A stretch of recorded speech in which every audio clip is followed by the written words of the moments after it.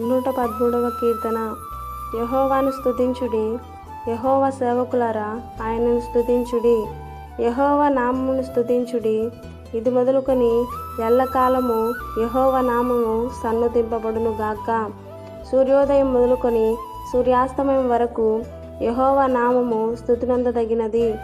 యెహోవా అన్యజనులందరి ఎదుట మహోన్నతుడు. ఆయన మహిమ ఆకాశ విశాలమున వ్యాపించి ఉన్నది. ఉన్నతమందు ఆసీనుడైయున్న మన దేవుడైన యెహోవాను పోలినవాడెవడు? ఆయన భూమి ఆకాశములను వంగి చూడ అనుగ్రహించుచున్నాడు.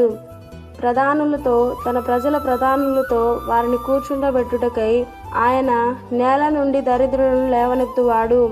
పెంటకుప్ప మీద నుండి బీదలను పైకెత్తువాడు.